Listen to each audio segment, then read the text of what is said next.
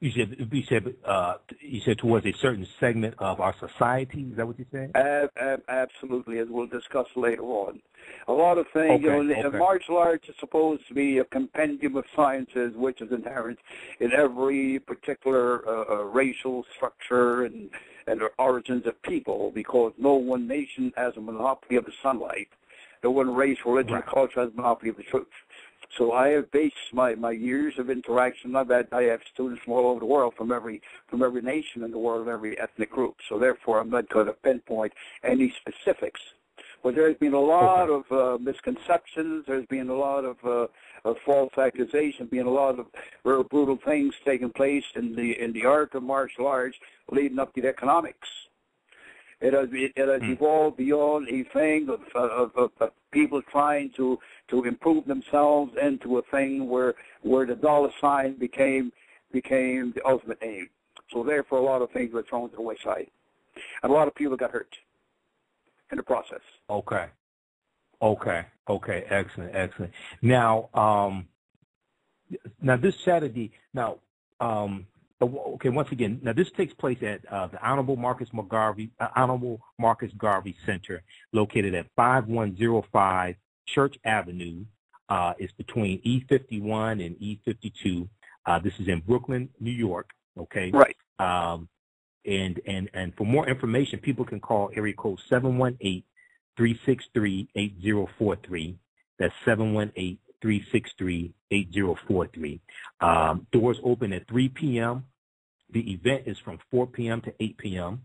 There's only a $20 donation. There's a discount for teenagers. Teenagers between 14 and 17 years old, it's only $10.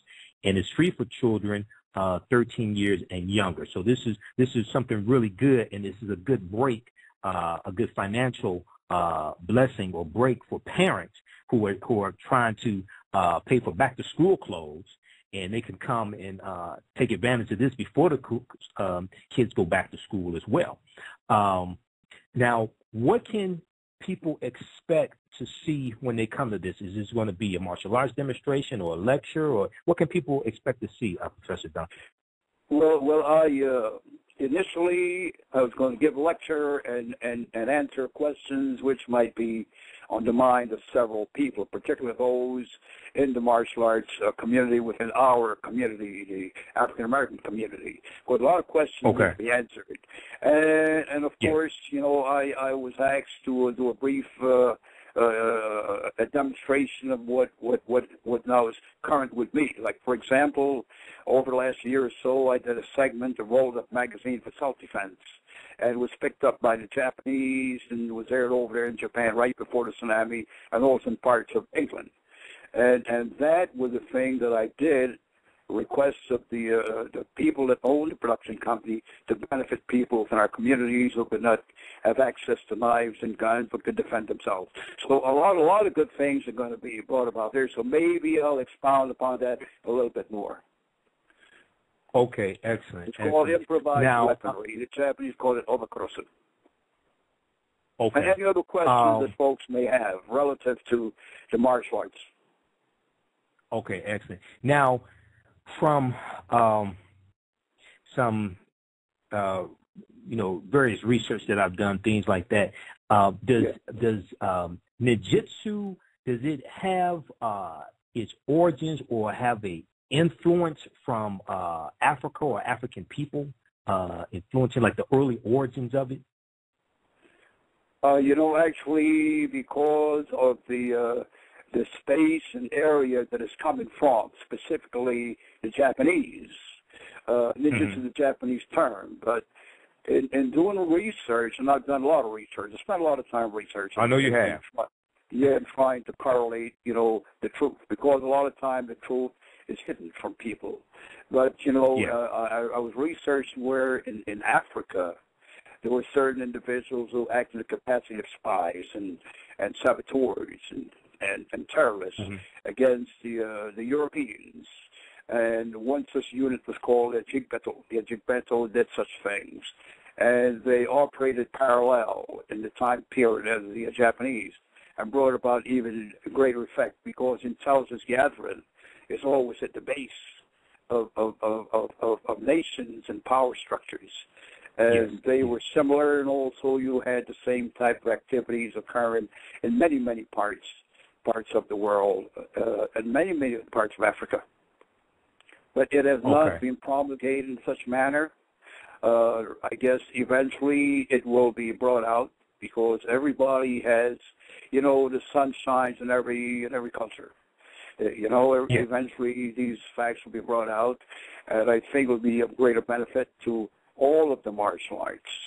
And I don't think Africa has received a fair share of recognition for contributions to world combatives.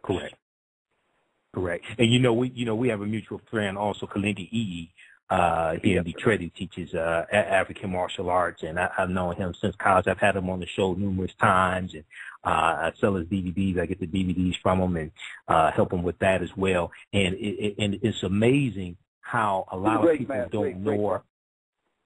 Oh yeah, definitely. That brother is fantastic. And a lot of people, see him around Detroit. They don't know this brother is internationally known.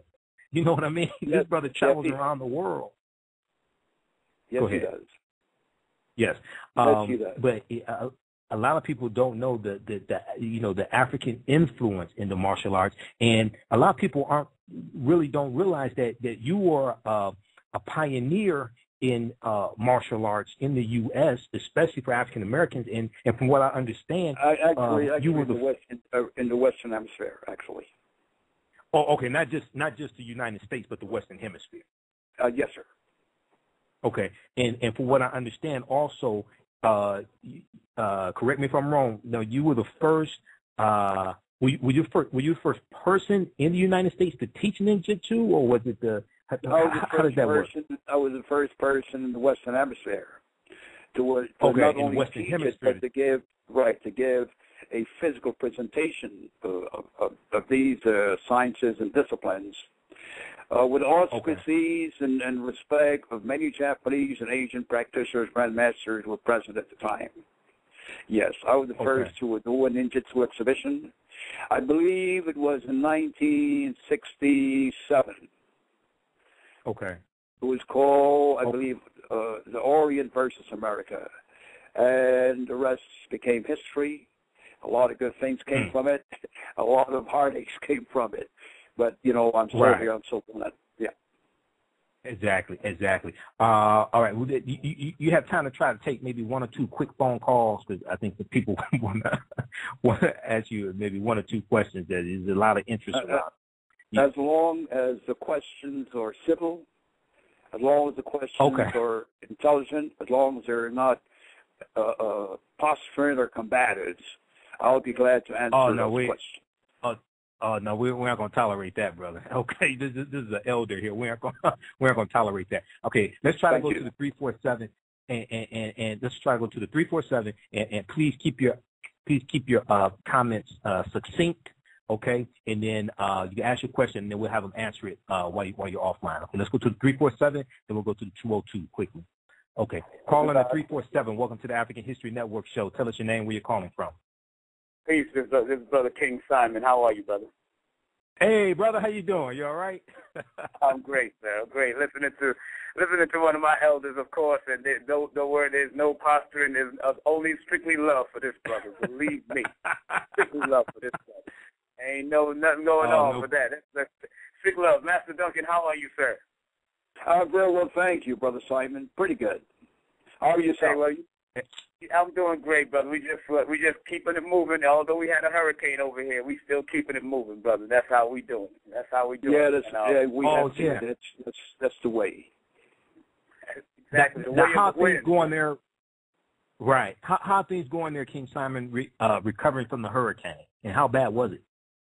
Well, it was bad in certain places. Some places wasn't very bad, but we're feeling the effects. And anytime nature comes calling and knocking, we feel the effects in many forms, many styles, many degrees. So, it's just like the way of. Sometimes the wind can blow soft, or sometimes the wind can blow hard. That's how it works. Right. I understand. And for those who are listening who don't know, King Simon, he's the one who sent me the flyer about Professor Duncan's lecture.